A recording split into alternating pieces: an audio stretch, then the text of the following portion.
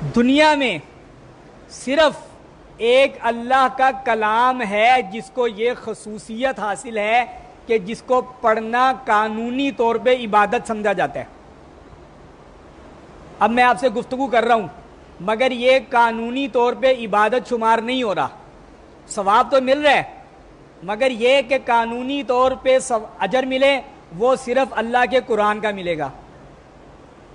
پڑھتے جاؤ، جتنا پڑھتے جاؤ گے اتنا اجر اور اللہ کا قرب حاصل ہوتا جائے گا۔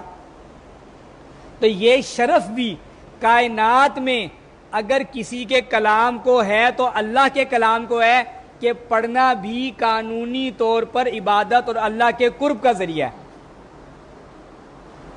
اللہ نے کہا یہ شفا بھی ہے، یہ رحمت بھی ہے، بہت سارے نام اللہ نے قرآن میں ذکر کیے۔ شفا کیسے ہے؟ شفا ایسے ہے، فرمایا یہ جو بیماری ہوتی ہے نا، صحت اور بیماری، اس کا تعلق آپ کے جسم کے اندر مختلف پارٹس ہیں، دل ہے، جگر ہے، معدہ ہے، اس کی درستگی کے اوپر آپ کی صحت کا دار و مدار ہے۔ اور بیماری کا تعلق یہ ہے دل کے اندر اگر تنگی آ گئی، جگر خراب ہو گیا، معدہ خراب ہو گیا، اس کو بیماری کہتے ہیں۔ شفا کیسے ہے؟ فرمایا میں نے کچھ مخلوقات ایسی پیدا کی ہیں، وَلِلَّهِ جُنُودُ السَّمَاوَاتِ وَالْأَرْضِ، جو لشکر ایسے ہیں جو تمہیں نظر نہیں آ رہے،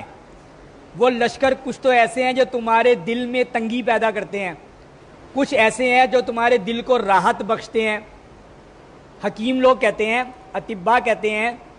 کہ جب بعض چیزیں ایسی ہیں کہ ان کو دیکھنے سے صحت میں بہتری آتی ہے،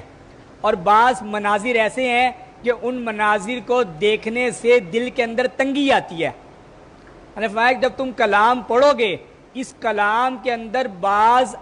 آیتیں ایسی آئیں گی، بعض اسم اعظم ایسے آئیں گے، بعض کوڈ ورڈز اس آیت کے اندر ایسے آئیں گے کہ ان کو پڑھنے سے تمہارے دل کو راحت دینے والے جو فرشتے ہیں وہ تمہارے دل کی حفاظت کریں گے۔ قرآن کو اگر آپ گہرائی سے مطالعہ کریں تو آپ اندازہ کریں گے کہ قرآن کوئی واقعہ بیان کر رہا ہے، مثال کے طور پہ قرآن واقعہ بیان کرتے کرتے ایک دم سے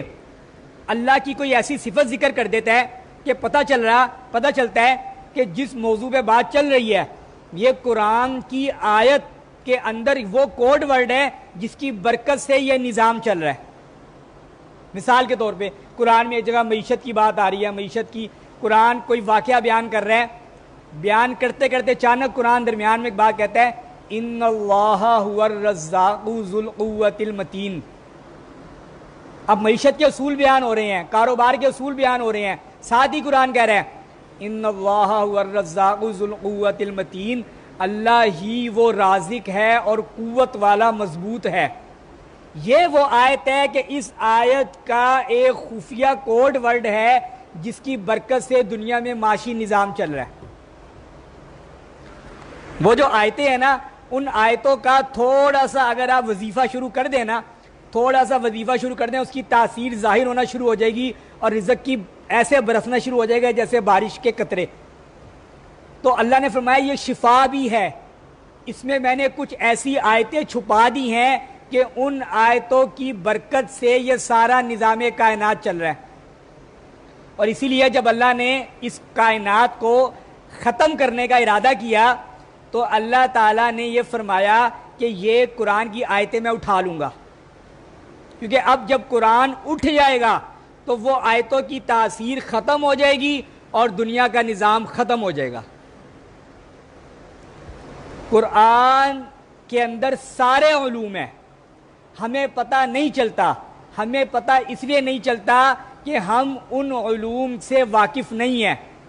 مگر جب کوئی ان علوم کا واقف اس آیت کو پڑھتا ہے اسے فوراً سمجھ میں آ جاتی ہے کہ یہ تو میرے فن کے بارے میں بات کی گئی ہے۔ مثال کے طور پر